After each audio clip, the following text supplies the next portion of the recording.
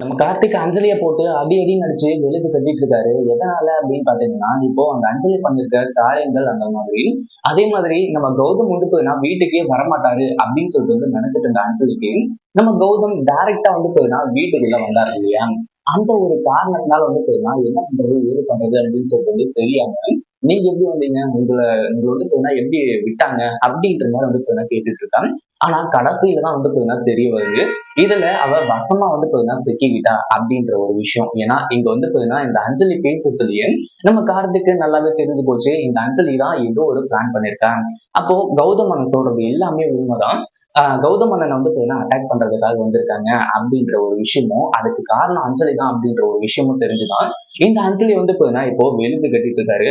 நீ எல்லாம் ஒரு பொண்ணா? ஏற்கனவே வந்து பாத்தீங்கன்னா நான் உங்ககிட்ட சொல்லியிருக்கேன். என் அண்ணனை பத்தி இனிமே எதுவும் பண்ணாத, எதுவும் பேசாதன்னு சொல்லிட்டு. ஆனா நீ இப்படி பண்ணுவேன்னு சொல்லிட்டு நான் கொஞ்சம் கூட எதிர்பார்க்கவே இல்லை. என்னதான் உன் வயித்துல வந்து பாத்தீங்கன்னா என்னோட குழந்தை வளர்ந்துட்டு இருந்தாலுமே கூட, நான் இப்ப நினைச்சாலும் உன்னை வந்து பாத்தீங்கன்னா அடிச்சு இந்த வீட்டை விட்டு விரட்டிடுவேன். அப்படின்ற மாதிரி வந்து சொல்லி பயங்கர கோவத்துல வந்து சொல்றாரு. அதுக்கு முன்னாடி என்னெல்லாம் நடக்குது அப்படின்னு சொல்லிட்டு பாக்கறதுக்கு முன்னாடி இப்பதான் நம்ம சேனலுக்கு ஃபர்ஸ்ட் டைம் வரீங்க அப்படின்னா சப்ஸ்கிரைப் பண்ணிக்கோங்க. இப்போ நம்ம இலக்கியா இருந்துட்டு வீட்ல வந்து உட்கார்ந்துட்டு ரொம்பவே கதறி கதறி அழுதுட்டு இருக்காங்க நம்ம கௌதமோட போட்டோவை பார்த்துட்டு. ஏன்னா கௌதம் எங்க போனாரு, என்ன ஆனாரு அப்படின்னு சொல்லிட்டு வந்து தெரியாம. அதே மாதிரி ஜானகியும் அந்த சாமி ரூமே கிடையா வந்து பாத்தீங்கன்னா திறந்துட்டு இருக்காங்க. என்னோட மகனை வந்து பாத்தீங்கன்னா எனக்கு திருப்பி கொடுத்துரு அப்படின்ற மாதிரி வந்து சொல்லிட்டு. இது ஒரு பக்கம் இருக்கும்போது நம்ம கௌதம் வந்து பாத்தீங்கன்னா நார்மலா வராரு. அது மட்டும் இல்லாம நேரா வந்து நம்ம ஜானகி முன்னாடி வந்து நிக்கிறாங்க. எதுக்கும்மா என்ன வந்து பாத்தீங்கன்னா இத்தனை வருஷமா இந்த விஷயத்த சொல்லாம வளர்த்தீங்க? அப்படின்னு சொல்லிட்டு வந்து பாத்தீங்கன்னா கேட்க ஆரம்பிச்சுறாங்க. இத்தனை வருஷத்துல உன்னை ஒரு நாள் கூட வந்து பாத்தீங்கன்னா நான் அம்மான்னு கூப்பிட்டதே கிடையாது.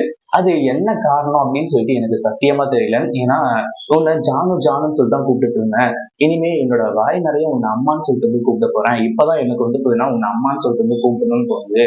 ஏன்னா என்னை பெத்தவளே வந்து பாத்தீங்கன்னா 10 மாசத்துல சுமந்து பெற்று அனாதை ஆசிரமத்துல தூக்கி போட்டு போயிட்டா. ஆனா நீ 30 வருஷமா என்கிட்ட எந்த ஒரு விஷயத்த பத்தியும் எந்த பிரச்சனை வந்தாலும் சரி, எந்த ஒரு விஷயத்தை பத்தியும் சொல்லாம வந்து பாத்தீங்கன்னா மறைச்சு, இங்க இத்தனை வருஷமா என் மேல அவ்வளவு பாசத்தை வந்து வச்சுட்டு இருந்தியே அப்படின்னு சொல்லிட்டு வந்து சொல்ல ஆரம்பிக்கிறாங்க. அது மட்டும் இல்லாம எங்க போயிருந்த கௌதம்? ஏன் இவ்வளவு லேட் ஆச்சு நீ வீட்டுக்கு வர்றதுக்கு? அப்படின்ற மாதிரி வந்து கேட்கும்போதுதான் வழியில நடந்த விஷயங்கள், இந்த எஸ்எஸ்கே பண்ண சதிகள் இது எல்லாத்தையுமே வந்து சொல்றாரு. இதை கேட்டதும் நம்ம கார்த்திக்கு பயங்கரமா அதிர்ச்சி. அதே மாதிரி இந்த அஞ்சலி இருந்துட்டு நம்ம கௌதம பார்த்த உடனே, நீ எதுக்காக இங்க வந்த? நீ தான் வந்து பாத்தீங்கன்னா போயிட்டு இல்ல, அவ்வளவுதான் போயிட வேண்டியதுதானே? அப்படி இப்படின்ற மாதிரி வந்து பேசிட்டு இருக்கா. நம்ம கார்த்திக்கு பயங்கர கோவம் வந்து அஞ்சலி போட்டு பொழந்து கட்டிடுறாங்க. அஞ்சலி திரு திரு திருன்னு முழிச்சிட்டு இருக்கா. என்னடா பண்றது, ஏதா பண்றது?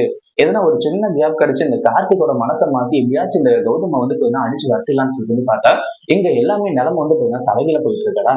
இப்ப என்னடா பண்றது அப்படின்னு சொல்லிட்டு வந்து யோசிக்க ஆரம்பிச்சுறேன். இனிமே என்னோட அண்ணனோட விஷயத்துல நீ தலையிட்ட அப்படின்னா நான் என்ன பண்ணுவேன், ஏது பண்ணுவேன்னு சொல்லிட்டு எனக்கே தெரியாது.